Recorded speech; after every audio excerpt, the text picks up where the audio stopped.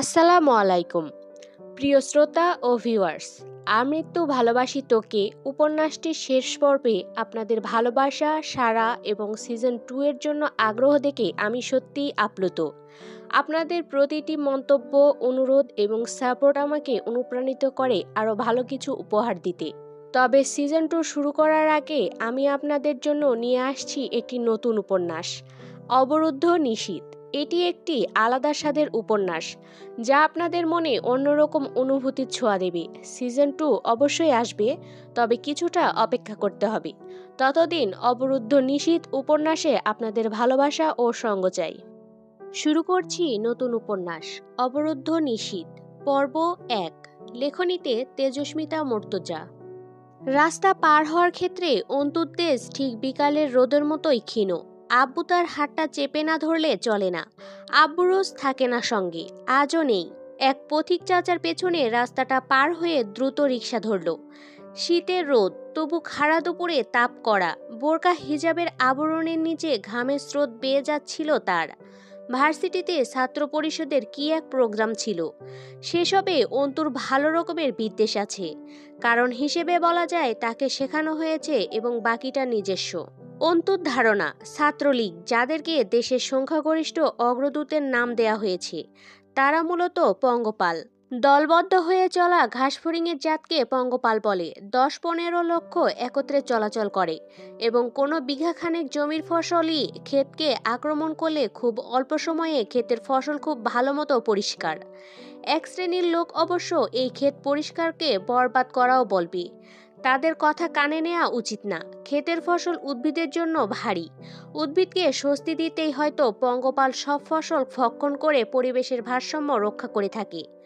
অন্তুর ধারণা, বাংলাদেশের ছাত্রলীগ নামক পঙ্গপাল দেশটা অর্থাৎ বাংলার আবাদি ক্ষেতের জন্য তেমনই একদল পঙ্গপালের মতো। আম্মার কল এসেছে কয়েকবার, তার ভাষায় খুব জরুরি কাজ। অন্তু জানে কোনো জরুরি কাজটাজ কিচ্ছু না, কিন্তু ছাত্র নেতাদের মুখ পেটানোর মহাবাণী থেকে মুক্তি একটা ছুতো দেয়াই সে মায়ের প্রতি অল্প কৃতজ্ঞ। দুপুরের ঝাঝালো রোদে বাড়ি ফিরে যে জরুরি কাজটা দেখল অন্তু, তাতে তার মাথা দুপুরের রোদের মতোই উষ্ণ হলো। তাকে দেখতে আসা হয়েছে, প্রায়ই হয় এমন। মেহমানদের তাকে দেখার ধারণ সেই জাহেলি যুগের বিয়ে নামক পণ্য কেনা বেচার মতো। এটা অন্তুর নিজস্ব মত। সে বিষয়টাকে পছন্দ করে না। তারা অন্তুর চুল খুলে ফেলল। একটানে শরীরে জড়ানো ওড়নাটা সরিয়ে গলা, বুক, হাত দেখা হলো। না, মেয়ে ফর্সায় আছে। অন্তু চোয়ালের পাটি শক্ত করে চুপ করে থাকলো।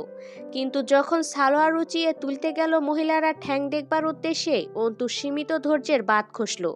সালোয়ার ছাড়িয়ে নিয়ে উঠে দাঁড়ালো। তীক্ষ্ণ চোখে তাকিয়ে স্পষ্ট করে বলল, আপনারা মেয়ে দেখতে এসেছেন নাকি হাটে গরু কিনতে এসেছেন?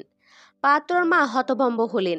অসন্তুষ্ট মুখে বলে উঠলেন, ও মা, এ আবার কেমন কথা? মেয়ে দেখতে এসে মেয়ের পা দেখতে চাওয়া কি অপরাধ নাকি? জি না, ঠিক অপরাধ নয়, মূর্খতা।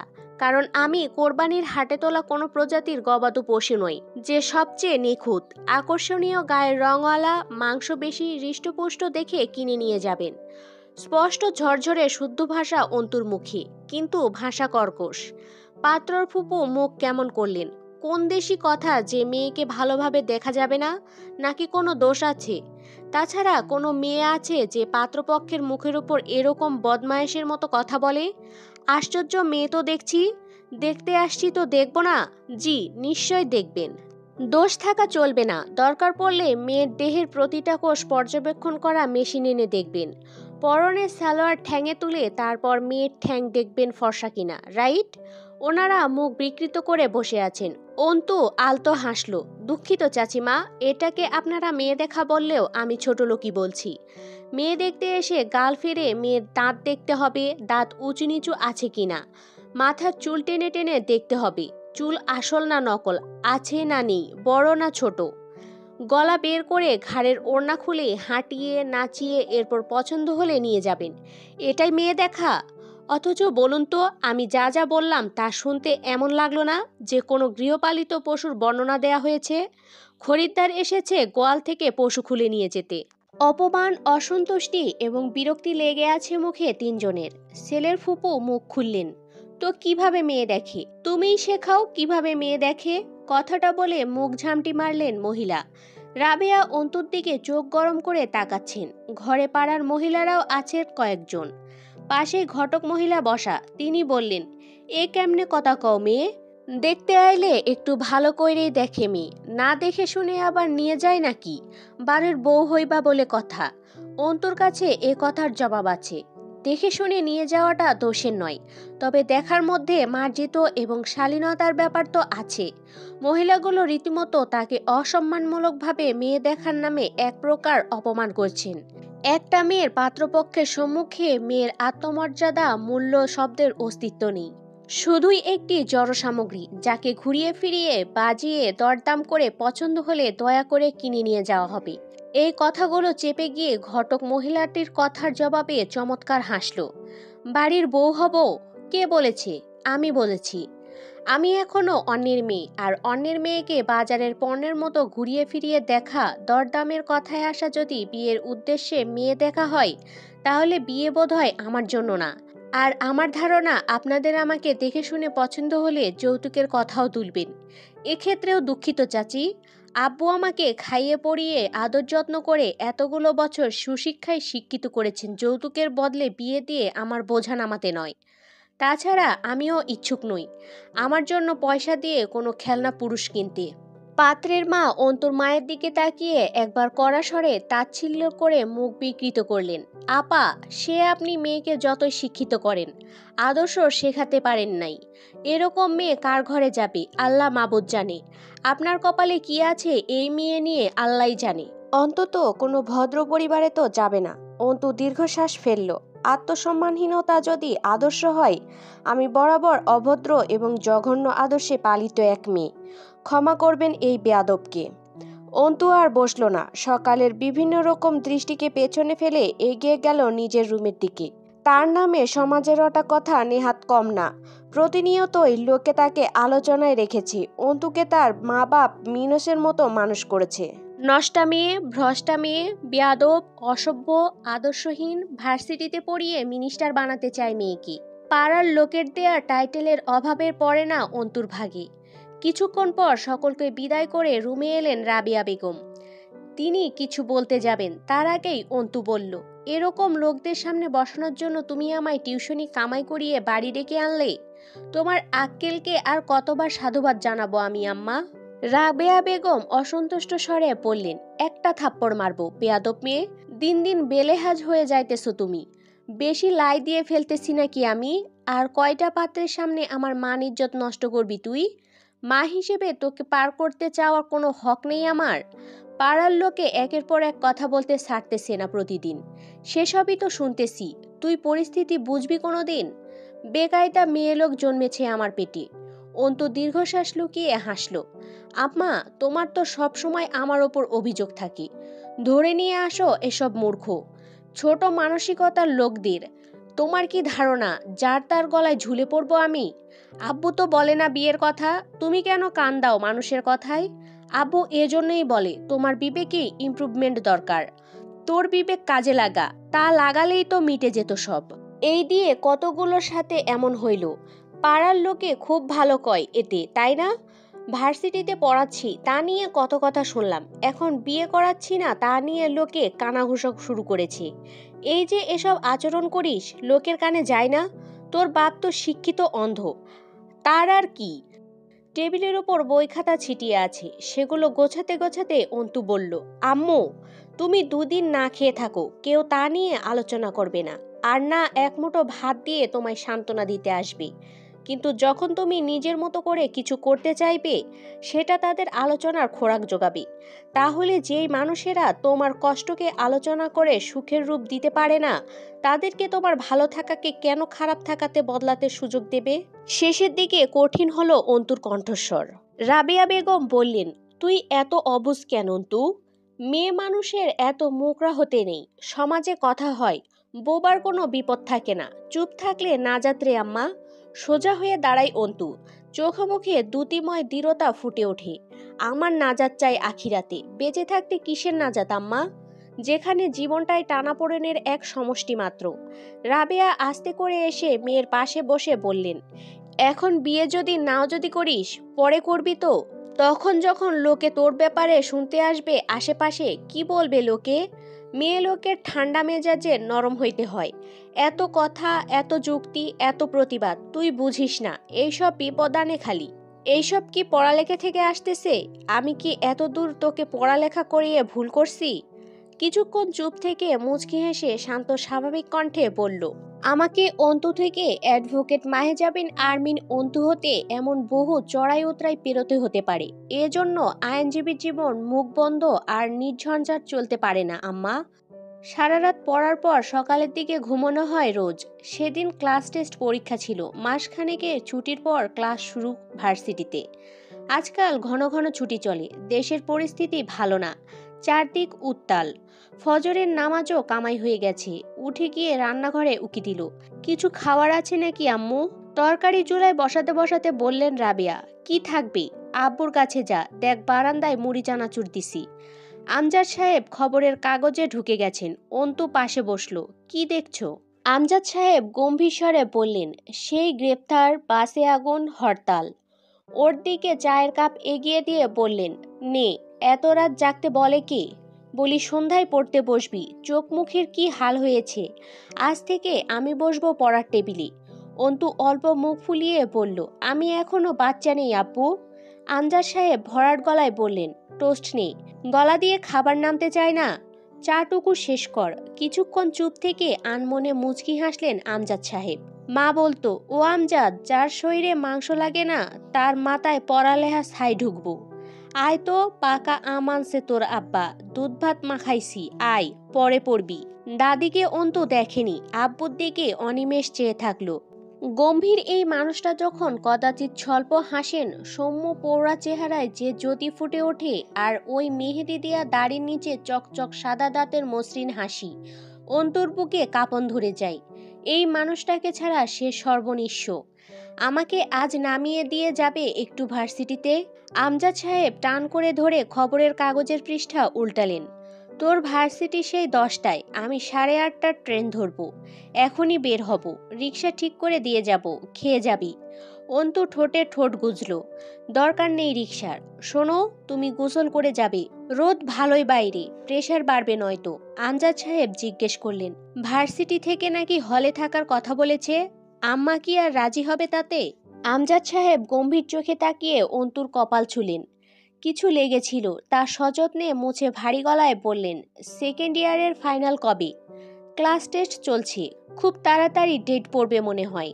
খবরের কাগজটা অন্তুর হাতে দিয়ে উঠে পড়লেন আমজাদ সাহেব। অন্তু পিছু ডাকে, আব্বু। পিছে মরলেন তিনি। অসহায় দেখায় অন্তুর মুখটা। কবে ফিরবে তুমি? 2 দিন দেরি হবে হয়তো। কাজ না থাকলে ফিরে আসবি ক্লাস শেষে। কোথাও দেরি করবি না। অন্তু আস্তে করে মাথা নাড়ে। সামনে ফিরে সামান্য হাসলেন। অন্তু থাকতে পারে না ওনাকে ছাড়া। তার তেজস্বী মেয়ে এই এক জায়গায় কাবু। অথচ পাগলি বোঝে না চিরকালেই আব্বুটা সাথে থাকবে না। সামনের পথ তাকে একা পাড়ি দিতে হবে। ভার্সিটির সামনে এসে রিক্সা থামলো। কদিন আগেই তুমুল আন্দোলন হয়ে গেছে ছাত্র পরিষদের। দেশটা ভালো চলছে। রোজ খুন, গুম, কারাবরণ অবিরাম। থামাথামি নেই, সরকারের ক্লান্তিও নেই। খুব পরিশ্রম করছে দেশটাকে নিজের মতো চালাতে। মানুষজন একটু দুশ্চিন্তায় আছে অবশ্য। তবে সরকার ভালো আছে, সে তার মন মতো দেশ চালাচ্ছে। কেউ ভয়ে বিরোধিতা করে না। করলে কারাগার নেহাত কম নয় দেশে। অস্ত্র এবং দেশপ্রেমিক সৈনিকের সংখ্যাও বেশ। ফটকের ওপর বড় বড় অক্ষরে লেখা, হাজী মোহাম্মদ দানেশ বিজ্ঞান ও প্রযুক্তি বিশ্ববিদ্যালয়। দিনাজপুরের বাসেরহাট থেকে খুব বেশি দূরে নয় অন্তুদের বাড়ি। হলে থাকার প্রয়োজন পড়ে না বিশেষ। শহীদ মিনার চত্বরের আশেপাশটা বেশ ভালো লাগে অন্তুর। জায়গাটা পার করার সময় পেছন থেকে ডাকলো কেউ। অন্তু পিছে ফিরে দেখলো 6 জন যুবক। তার সিনিয়র হবে নিশ্চয়। সামনে যে দাঁড়িয়ে তাকে চেনা চেনা লাগলো। আগে দেখা মুখ, তবে মনে নেই বিশেষ কিছু। সে এগিয়ে এসে হাতের সিগারেটটা অন্তুর দিকে বাড়িয়ে বলল, নাও, একটা টান দাও। অন্তু নিঃসংকোচ হাতে নিল সিগারেটটা। তার একটা দোষ আছে, সে ভেতর আর বাহির আলাদা করতে পারে না। যেমন মনে ঘৃণা রেখে মুখে হাসা যায়, কিন্তু তার সেই দক্ষতা বা অভিজ্ঞতা নেই। সিনিয়রদের প্রতি তার বিদ্বেষ পুরনো। তা সেদিন বেরিয়ে এসেছিল ভুলক্রমে। অন্তু আধ খাওয়া সিগারেটটি ঘুরিয়ে ফিরিয়ে দেখে বলছিল, টান না হয় দেব একটা, কিন্তু এতে ফজিলতটা কি? পাখির মতো চঞ্চল দৃষ্টি লোকটার। অন্তুর চোখে চোখ গেঁথে হেসে উঠল সে। ফজিলত? এই যে আমি তোমারে টান দিতে বলতেছি, এর চাইতে বড় ফজিলত বা হকিকত কিছু নাই ডেয়ার। আর জরুরি তো মোটেই না যে সব কিছুতে ফজিলত থাকা লাগবে। এক টান মারো, স্বাদ ভালো। ব্যানসন অ্যান্ড হেজেস। অন্তু যথাসম্ভব শান্ত কণ্ঠে বলল, কিন্তু আপনি টান দিতে বললেই দিতে হবে তা কেন? এটা ৮০ ভাগ মুসলিমের দেশ, বাংলাদেশ। সেক্ষেত্রে আমিও পশ্চিমা সংস্কৃতির মেয়ে না, সিগারেটে অভ্যস্ত নই আমি। সে কপালটা সামান্য জড়িয়ে হাসল। হাসার সময় তার গা দলে ওঠে, ভঙ্গিমাতে বড় বেপরোয়াপনা। সে বলল, তবু এক টান মারো দয়ালের নামে। অন্তু দু একবার আশেপাশে তাকালো বোকার মতন। কেউ আসার নেই বোধহয় তাকে বাঁচাতে। এর অবশ্য কারণ আছে। মানুষের দৃষ্টিকোণ থেকে সে কোনো বিপদে পড়েনি, কিন্তু তারা এসে অন্তুর পক্ষে এবং সামনের জনের বিপক্ষে কথা বললে যা হবে সেটা বিপদ। হিজাবের আড়ালে অন্তুর শরীরটা দু একবার ঝাঁকুনি খেলো, তবু পরিষ্কার গলায় বলল, তবু কেন? পেছন থেকে কবির ক্যাটক্যাট করে বলে উঠল, কারণ আমরা সিনিয়র। এরপর আর কোনো ফজিলতের খোঁজ করলে তুমি নিখোঁজ হয়ে যাবা। ঠিক বলিনি ভাই? পেছনের ছেলেরা হাসলো। সে বলল, আলবাত সহি কথা কইছিস। সকলে দেখছে ওদের। অন্তু মাথা নাড়ল। সাংঘাতিক ব্যাপার দেখছি। তবে সিনিয়রের মতো আচরণ আপনাদের একজনেরও নয়। সে ভ্রু নাচিয়ে বাহবা দিয়ে এগিয়ে অন্তুর মুখের উপর ঝুঁকে এলো। তুমি তা জানাবা সিস্টার? অন্তু ঘৃণায় মুখটা পিছিয়ে নেয়। ভোগ ভোগ করে গন্ধ আসছে তার মুখ থেকে। অন্তু নিজ গরিমায় বলে ওঠে, মারি শক্ত করে, জানাতেই পারি। শিক্ষার বয়স হয় না। বলা হয় দোলনা থেকে কবর পর্যন্ত জ্ঞান অর্জন করো। কবির কিন্তু সহৃদয় ব্যক্তি। সে সাবধান করলো, হুঁশিয়ারি করছো, সিনিয়রদের সামনে মুখ চালাচ্ছ, মারা পড়বে মেয়ে। কবে ভর্তি হয়েছ? কে বড় কে ছোট বিষয়টা বুঝে উঠতে পারোনি মনে হচ্ছে। কবিরের খুব হাসি পাচ্ছে ছোট্ট মেয়েটার দুঃসাহসের ওপর। বড় ইচ্ছে করছে নেকাবটা টেনে ছিঁড়ে ফেলতে। ফেলাও তো উচিত, মেয়েটা বেয়াদব। অন্তু হাসলো। কুকুর ছোট হোক অথবা বড়, তাকে কুকুর বলার সৎসাহসটুকু থাকা অবশ্যই ভালো গুণ। কি বলেন সিনিয়র মশাই? কথাটা অন্তু ঘাড় বাঁকা করে তাকিয়ে থাকা সেই সিগারেটওয়ালা লোকটার দিকে তাকিয়ে বলল। সে ভ্রু কিঞ্চিত জড়ায়, যা খুব শুকনো। তার খুব আনন্দ লাগছে। নতুন ধরনের অভিজ্ঞতা এটা। তাদের সামনে কেউ তো কথা বলে না। মেয়েটা নিশ্চয়ই তাকে চেনে না। অন্তু আবার বলল, একটা মেয়ে হেঁটে যাচ্ছে, তাকে ডেকে সিগারেট টানতে বলা, পানির বোতল ভরানো, জুতো পরিষ্কার করানো, আজে বাজে কথা চিরকুটে লিখে তা অন্যকে দেয়ানো, হ্যারেস করা, হুমকি দেয়া, হলে ডেকে নেয়া, এসব আপনাদের কাছে সিনিয়রের সংজ্ঞা। অথচ আমি যে বই থেকে সিনিয়রের সংজ্ঞা পড়েছিলাম সেখানে লেখা ছিল, সিনিয়র হলো শিক্ষক, যে জুনিয়রকে আদব শেখাবে, শিষ্টাচার বোঝাবে, একটা ভুল করলে ধমক দিয়ে ভুলটা শুধরে দেবে, কোনো প্রয়োজনে সাহায্য করবে, ইত্যাদি ইত্যাদি অনেক কিছুই লেখা ছিল। সেই বই আপনাদের হাতে পড়েনি, দুঃখজনক। মূলত আপনারা রাজনৈতিক পাওয়ার শো করতে এসেছেন। ভুল বলিনি আমি নিশ্চয়ই। সিগারেটটা মাটিতে ফেলে পা দিয়ে চেপে পিষে ক্লাসের দিকে এগিয়ে গেল। ছেলেগুলো ধরতে যায় অন্তুকে। সে বাদ ছাড়ল। বয়েস কুল কুল। মালটা তো একদম আলাদা রে, সবার চাইতে আলাদা। তার সাথে খেলাটাও হবে একদমই আলাদা। শালার রাজনীতিতে আসার পর কত ভদ্রনোক হয়ে গেছি আমি, ভাবা যায়? আমাকে চেনেনি মনে হয়, পাত্তাই দিল না। ছ্যাঃ। আস্তে করে মুখটা তুলে আকাশের দিকে তাকালো। কুকুর বলেই খালাস হয়ে গেল মেয়ে। পেটে যে কুকুরের ভীষণ খিদে, সেইটা খেয়াল করলো না। Not fair, nope, this is not fair. হুট করে আবার আসমান থেকে চোখ নামিয়ে ঘাড় নাড়ল দুদিকে। ছ্যাঃ, কি তেজ। আমি ডিস্টার্ব রে। সিগারেটটা সে তুলল, সেটা কবিরকে দেখিয়ে পড়ল, রেখে দে, এটা যত্ন করি। পাখি শিকার করার পর একবার করে এটা দেখাবো। আর তাই বলে আমার সাথে এভাবে? এও আমাকে চেনে? চেনে রে আমাকে। সামনের দাঁত কপাটি ঘষল মৃদু, ঘাড়ে হাত বুলিয়ে আর চোখে সামনে তাকিয়ে দেখল। আবার আকাশের পানে তাকালো। সামনে ইলেকশন। নিজেকে বাঁচিয়ে চলছি, তাতে দেখতেছি মেলা লোকই রঙ্গতামাশা দেখায়ে চলে যাচ্ছে। এইটা কি ঠিক হচ্ছে বলতো? ইলেকশন তো শেষ হবে তাই না? এরপর কি হবে তা ভাবছে না কেন এরা? উন্মাদের মতো হাসল সে। ভার্সিটি চত্বরে লোকজন কম এখন, ক্লাসের ফুল টাইম চলছে। লোক থাকলেও তার যায় আসার কথা নয়। যে পাশ কাটাচ্ছে সালাম ঠুকে যাচ্ছে তাকে। সে আবার তাকালো অন্তুর দিকে। অন্তু ততক্ষণে ঢুকে পড়েছে সমাজবিজ্ঞান বিভাগের বিল্ডিংয়ে। পরদিন ক্লাস শেষে ভীষণ ক্লান্ত অন্তু। ডিপার্টমেন্টের প্রফেসর ডেকেছেন, ডাকার কারণ স্পষ্ট নয়। অন্তুকে পিয়ন থামালো দরজার সামনে। দাঁড়ান আপনি, স্যার বিজি আছে, মিটিং চলতেছে ভেতরে। ভেতর থেকে প্রফেসর ইউসুফ সিরাজের কণ্ঠস্বর শোনা গেল, ভেতরে আসতে দাও ওকে। অন্তুর একটু সন্দেহ হলো, কোনো গুরুতর বিষয় নয় তো। ভেতরে প্রবেশ করে সালাম জানালো। ইউসুফ মিরাজি মাথা নাড়ালেন, এসো। আরও কয়েকজন বড় বড় শিক্ষক রয়েছেন কক্ষে, এবং টেবিলের সামনে ডান পাশে চেয়ারে বসে আছে এক লম্বা মতো পুরুষ, পরনে পাঞ্জাবি, মুখে চাপদাড়ি। এলাকায় এক নামে বড় ভাই। তার মুখভঙ্গি একদম স্বাভাবিক, নিচের দিকে তাকিয়ে আছে শীতল দৃষ্টি মেলে। একে অন্তু চেনে, ভার্সিটির ছাত্র সংসদের মেজর মেম্বার হামজা পাটোয়ারি। ইউসুফ সিরাজি জিজ্ঞেস করলেন, গতকাল কি হয়েছিল? অন্তু ইতস্তত না করে বলল, আমাকে র্যাগ দেয়া হয়েছিল স্যার। সে তো আর নতুন কিছু নয়, তুমি কি করেছো? কড়া শোনালো প্রফেসরের কণ্ঠস্বর। অন্তু দমল না, বলল, আমাকে সিগারেটের টান। আহ, ব্যাপারটা যেন শুনতে আগ্রহী নন স্যার, বিরক্ত হলেন। তুমি কি করেছো সেটা বলো। অন্তু স্যারের সামনে বিনয়ের সঙ্গে তবে দৃঢ় কণ্ঠে বলল, আমাকে ধূমপান করতে বলা হয়েছিল স্যার, আর তাতে অভ্যস্ত নই আমি, তাই সিগারেটটা নিয়ে ফেলে পা দিয়ে নষ্ট করে দিয়েছি। মুখভঙ্গি শক্ত হলো প্রফেসরের, চোখ পাকালেন তিনি। চাপা স্বরে ধমকে উঠলেন, এই শিখেছ? কার সঙ্গে এই আচরণ করেছ কোনো জ্ঞান আছে সে বিষয়ে?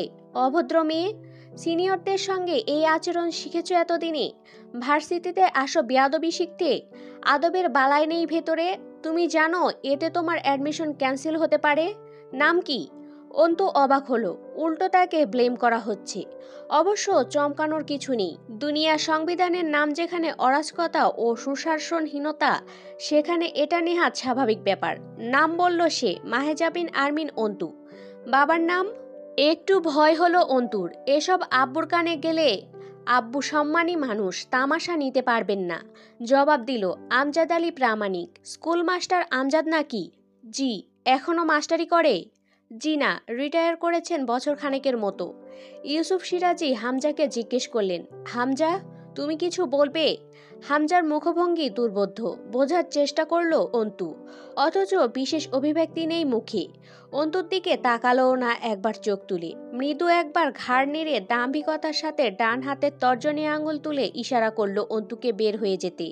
জলদ গম্ভীর প্রতিক্রিয়া তার, যেন নেহাত অনিচ্ছুক সে অন্তুর সাথে কোনো প্রকার কথা বলতে। কক্ষ থেকে বেরিয়ে অন্তু থমকালো। সে কি কোনো অনিশ্চিত ঝামেলায় জড়িয়ে যাচ্ছে? একটা অজানা বিষণ্ণতা টের পেল সে ভেতরে, যা যুক্তিহীন বলেও মনে হচ্ছে, আবার কিছু একটা খোঁচাচ্ছে ভেতরটাই খুব। হামজা পাটোয়ারি কেন বসেছিলেন ওখানে? আজ প্রথমবার অন্তু হামজাকে এত কাছ থেকে দেখল।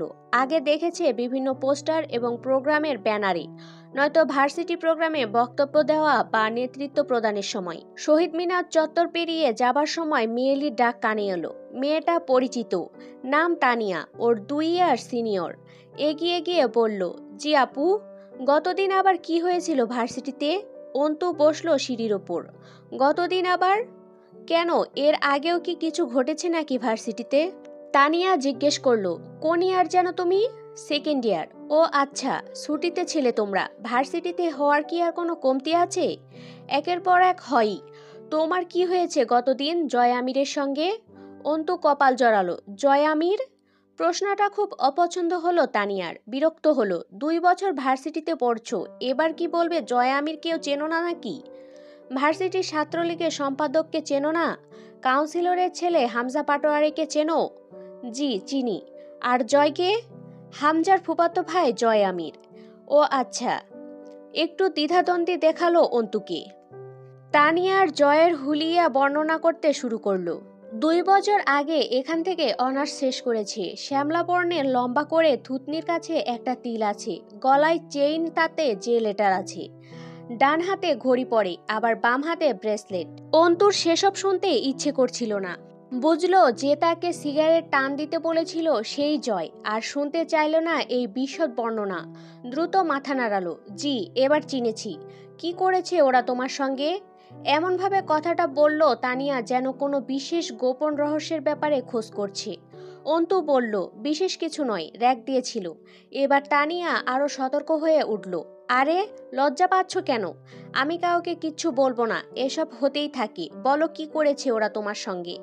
অন্তু অবাক হলো। আশ্চর্য, লজ্জা পাওয়ার প্রশ্ন কেন উঠছে? বললাম তো, সাধারণ র‍্যাগ দিয়েছে। আর কি সব হয়ে থাকে? তাচ্ছিল্য করে হেসে উঠল তানিয়া সহ পাশের মেয়েগুলো। তানিয়া মুখ বিকৃত করে বলল, কেন? তুমি বোধহয় জানো না র্যাগিংয়ে মেয়েদের সাথে কি কি করা হতে পারে। জি জানি, তবে আমার সঙ্গে তেমন কিছু হয়নি। তানিয়া কেমন অবিশ্বাস্য দৃষ্টিতে তাকায়। তাই নাকি? যাক, তা যদি সত্যি হয় তো ভালো, কিন্তু তুমি কি করেছো?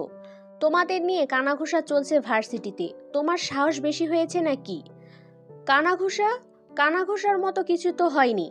আর সাহসের কি আছে এতে? যা আমার পছন্দ নয় তাতে আমি সাফ মানা করে দিয়েছি। তানিয়া চোখ উল্টালো। মেয়ে, তোমার তো মাথায় দোষ আছে মনে হচ্ছে। তুমি সিনিয়রের সাথে বেয়াদবি করে এসে বলছো কানাঘুষার কিছু হয়নি। হয় তুমি পাগল, নয়তো বোকা, অথবা দুঃসাহসী বলা যায়। কিন্তু এখানে দুঃসাহস টেকার না। তুমি সিনিয়রদের সাথে এরকম অবাধ্যতা করলে কোন সাহসী? জয়কে তো দেখছি তাহলে আসলেই চেনোই না তুমি।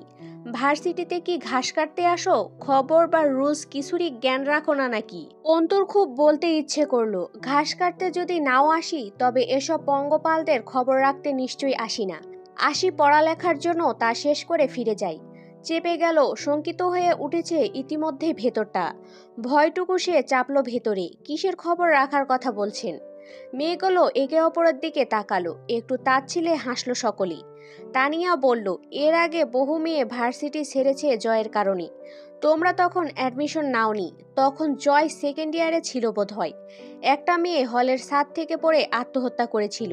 ওরা কি করেছিল মেয়েটার সঙ্গে জানা নেই, কিন্তু একটা কথা পরিষ্কার, জয় এক অভিশাপ।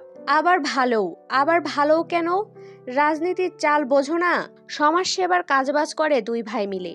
পুরো ছাত্র সংগঠনের বেশ ভালোই যোগান দেয় দুজন। ত্রাণ, চিকিৎসা, স্বাস্থ্য, দুর্যোগ এসবে বহুত অবদান আছে ওদের। এরিয়ার লোকের মনোযোগ কেড়েছে নিজের নেতৃত্বের জেরে, অথচ বখাটেপনা ছাড়তে পারেনি। তবে সেটার কোনো প্রমাণ থাকে না, বুঝলে? অন্তু একটা ছোট্ট শ্বাস ছেড়ে জিজ্ঞেস করলো, আমাদের ছুটির মধ্যে কি হয়েছিল ভার্সিটিতে? তানিয়া চারদিকে ভালোভাবে তাকালো কয়েকবার। বেশ কিছুক্ষণ চুপ রইল। এরপর নিচু আওয়াজে বলল, শোনো, তুমি এখনো ছোট। এত বোকার মতো চলবে না, পরিস্থিতি বুঝে চলতে হয়, নয়তো মারা পড়বে। একটু থেমে বলল, হামজার বাপ কাউন্সিলর এলাকার, তা তো জানো। আর হামজা রাজনৈতিক নেতাকর্মী। আমাদের কমন রুমের আয়া সালমা খালাকে তো চেনো? জি, চিনি। ওনার বাড়ি হামজাদের ক্লাবের পাশে। ওনার ছোট ছেলেটার হঠাৎই কি থেকে যেন আঘাত পেয়ে কি হলো, পায়ে ক্যান্সার হলো। এরপর নাকি খালা বাড়ির জায়গা অর্ধেক দাম নিয়ে পাওয়ার দলিল করে এক হিন্দুর কাছে বন্ধক রেখেছিল। বলা চলে বিক্রিই করেছিল। তবে শর্ত ছিল খালা নির্দিষ্ট সময়ে টাকা পরিশোধ করলে জায়গা ফেরত পাবে, যেহেতু বসত বাড়ি। কিন্তু চিকিৎসা করেও সেই ছেলে বাঁচেনি। আর 1 বছরের সময় ছিল। খালা সেই সময়ে টাকা পরিশোধ করতে পারেননি। তার উপর প্রতি মাসের কড়া সুদের টাকা জমিয়ে পুরো জমির দাম উসুল হয়ে গেছিল ওই লোক এরপর জায়গাটা খালাকে না জানিয়ে অন্য কারো কাছে বেচে দিয়েছিল। তারা এসে তাগাদি দিতে থাকলো বাড়ি খালি করার। খালা সময় চেয়ে নিয়েছিল, কিন্তু পরে বিচার সালিশ বোর্ডের কাছে চলে গেল। মানে মেয়র, কাউন্সিলর, এলাকার মাতব্বর, সমাজসেবকরা সব ছিল। সবশেষে নাকি বিশাল ঝামেলা হয়েছিল। পরে হামজা আর জয় মিলে সালমা খালাকে সময় দিয়েছিল আরও কিছুদিন। তখন খালার বড় ছেলের বউ বাপের বাড়ির জায়গা বিক্রি করে এনে টাকা দিয়েছিল কাউন্সিলর হুমায়ুন পাটোয়ারির কাছে। পরে আর খালা টাকা নিয়ে আসেনি। এরপর বেশ কয়েকবার হামজা ভাই বাড়ি খালি করতে বলেছিল খালাকে। তারা যায়নি, তাদের যাওয়ার জায়গাই নেই। কয়েকদিন হলো খালার মেয়ে আখিকে পাওয়া যাচ্ছে না। লোকে বলছে এদের মধ্যে কেউ হয়তো আখিকে তুলে নিয়ে গেছে। জানা নেই মেয়েটার সঙ্গে কি হয়েছে, কি হালে আছে। ভার্সিটির ক্যাম্পাস থেকে বেরিয়েও বুকের ভেতরে ঢিপ ঢিপ আন্দোলন চলছে। আওয়াজটা খুব কানে বাজছে। নিকাবের নিচে মুখটা ঘেমে উঠেছে। পানি পিপাসা বোধ করল অন্তু। সে কি কোনো ভয়ানক পরিণতির আভাস পেল আজ? আখি দেখেনি কখনো মেয়েটাকে, তবুও হৃদযন্ত্রটা খুব লাপাচ্ছে। আচ্ছা, আখি কোথায়? পাওয়া যাচ্ছে না কেন ওকে? এরপর দুদিন আর ভার্সিটিতে যায়নি অন্তু। তার সাহসে জুটছে না। সেদিন জয়ের সম্মুখে দাঁড়িয়ে ভয় হয়নি, অথচ আজ দুদিন বুকে ভারী শঙ্কা চেপে আছে। আখি মেয়েটাকে সে দেখেনি কখনো, নাম ছাড়া কিছু জানা নেই। তবুও আজ দুটো দিন ঘরে বন্দি হয়ে ওই অপরিচিতা মেয়েটার জন্য পরাণ দাপায়। নিজের পরিণতি সম্বন্ধে মাথায় চেপে বসে অকল্পিত এক ভয়। বাড়ির দরজায় ধাক্কা পড়ল। অলস ভঙ্গিতে উঠে গিয়ে দরজা খুলে দিল সে। মার্জিয়া ভেতরে ঢুকে হাতের ব্যাগটা ধপ করে মেঝেতে রাখল। অন্তু বলল, কি হয়েছে ভাবি? ভাই আনতে যায়নি? মার্জিয়া জবাব দিল না। অন্তু আবার বলল, আপনি বোরকা খুলে আসুন, আমি খাবার আনছি, একসাথে খাই। মার্জিয়া খ্যাক খ্যাক করে উঠল। এই নাটক করবা না তো অন্তু, সহ্য হচ্ছে না গায়ে। অন্তু স্বাভাবিকভাবে বলল, ঠিক আছে, গায়ে একটু ঠান্ডা পানি ঢেলে আসুন, ভালো লাগবে। ছ্যাদ করে উঠল মার্জিয়া। তোমার মতো ডাইনির মুখে এর চেয়ে ভালো পরামর্শ শোনার আশা রাখি বা কই আমি? কথাই বলো গা জ্বালানো সব। কি হয়েছে, ক্ষেপে আছেন কেন? কার রাগ আমার ওপর দেখাচ্ছেন? তোমার মতো মাতারি ননদ থাকতে রাগ আর কার ওপর হবে? অন্তুর কণ্ঠস্বর দৃঢ় হয়ে উঠল। মুখ সংযত করুন আপনার। আপনি জানেন বেশিক্ষণ আমি আপনার অহেতুক কথাবার্তা নিতে পারবো না। কি করবা তুমি? আমার বোনের সংসার যেভাবে খাইতে লাগছো তোমরা, আমারেও তারাবা এখান থেকে। অন্তু কপাল জড়িয়ে তাকালো ভাবির দিকে। তেমন কোনো কথা ওঠেনি, সেটা জানেন আপনিও। আপনি সাধারণ বিষয়কে নিজের ভেতরের জটিলতা দিয়ে অন্য পর্যায়ে নিয়ে যাচ্ছেন। রাবেয়া জোহরের নামাজে বসেছিলেন, দ্রুত সালাম ফিরিয়ে উঠে এলেন। কি হয়েছে মার্জিয়া? কি সব কথা এসব? মুখ ঝামটি মারল মার্জিয়া। শখ আমার খুব যে, তাই? ভনিতা না করে বলুন, আমি কি করেছি? আপনার শখ পরেও মেটাতে পারবেন। মুখ বিকৃত করল মার্জিয়া। জানো না তুমি না, আমার বোনের সংসার তোমাদের জন্য যদি ভেঙেই যায়, তখন দেখবা আমি তোমারেও এই বাড়িতে শান্তিতে থাকতে না দিয়ে কেমন হিড়হিড় করে টেনে বের করে দিয়ে আসি। রাবেয়া গর্জে উঠলেন এবার মৃদু স্বরে। আমার মেয়েকে বের করার বা রাখার তুমি কি? আমার মেয়ের বাপ মা মরে যায় না এখনো যে তুমি আমার মেয়েকে বাড়ি থেকে বের করবা? এখনো বেঁচে আছে আমার মেয়ের বাপ। কি হয়েছে তা বলবা না?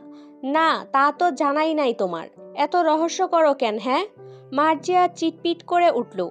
বলতে পারলে তো হতোই। বলতে পারি না তো আম্মা, আর না সইতে পারি। আমার বোনের ঘর ভাঙলে আপনার মেয়েকে দেখি এই বাড়িতে কে রাখে। অন্তিক বাড়িতে ঢুকলো। কি ব্যাপার, কিসের চেঁচামেচি চলতেছে? রাবেয়া বললেন। রাবেয়া গর্জে উঠলেন এবার মৃদু স্বরে। আমার মেয়েকে বের করার বা রাখার তুমি কি? আমার মেয়ের বাপ মা মরে যায়নি এখনো যে তুমি আমার মেয়েকে বাড়ি থেকে বের করবা?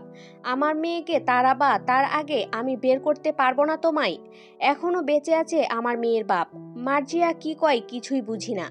এমন অশান্তি কয়দিন দেখা যায় কত? কি হয়, কিসের কথা কয়, কিছুর কথাই বুঝি না। তোর বাপের কানে গেলে ভালো হইতো বিষয়টা। মার্জিয়া স্বামীর দিকে তাকালো। অন্তিক চোখ ফিরিয়ে চুপচাপ রুমে চলে যায়। বোন, স্ত্রী অথবা মা কাউকেই একটা শব্দও বলল না। অন্তু ঘৃণিত চোখে চেয়ে রইল বড় ভাইয়ের চলে যাওয়ার পানে। একরাশ ভাঙাচোরা যন্ত্রণা আর ঘেন্নাবোধ হয় জড়িয়ে এলো বুকটাই। তরতরে যুবক অন্তিকের এক অপুরুষ হয়ে ওঠার গল্পটা অস্পষ্ট তার কাছে। এভাবেই কতগুলো বছর কাটছে এ বাড়িতে। অন্তিক শুধু একটা দেহ মাত্র, যে গোটাটাই মানসিক অস্তিত্ব ও বিবেকবোধ মুক্ত। সে বহুদিন ভাইয়ের সাথে প্রয়োজনীয় ছাড়া অপ্রয়োজনীয় কথা বলে না, হাসে না, একসাথে খায় না। এক অপরিকল্পিত অনীহা এবং বিতৃষ্ণা জেগেছে সবকিছু বুঝে নির্বিকার থাকা অন্তিকের ওপর। মার্জিয়া অকারণেই চিৎকার চেঁচামেচি করে। কেন করে, কিসব বলে, কিছুই বোধগম্য হয় না। আর না অন্তিক কিছু বলে। শিক্ষিত তরতরে যুবক অন্তিক, যার পড়ালেখা, সামাজিক সক্রিয়তা, মেধা, কথাবার্তা, হাসি একসময় সমাজে আলোচিত বিষয় ছিল। আমজাদ মাস্টারের যোগ্য ছেলে থেকে অযোগ্য বিবেকহীন মূর্খ কাপুরুষের জন্মটা কবে যেন। গোটাটাই রহস্য। ঠিক তেমনই মার্জিয়ার আচরণও। সকাল থেকে কিছু খাওয়া হয়নি। একটু আগে যে অল্প খিদে পেয়েছিল তা এখন আর অনুভব হচ্ছে না অন্তুর। আস্তে করে নিজের ঘরে চলে গেল। পেছনে রাবেয়া বেগমের ফুফানির আওয়াজ পেল। ফিরে তাকালো না। অবলা মা তার। আব্বু বাসায় নেই, পঞ্চগড় গেছেন, আজ ফেরার কথা ছিল, হয়তো ফিরবেন না। অন্তু পড়ার টেবিলে বসলো, অথচ মাথায় আব্বুর আর অন্তিকের কথা ঘুরছিল। বই বন্ধ করে টেবিলে মাথা এলিয়ে দিল। অস্থির লাগছে ভেতরটায়।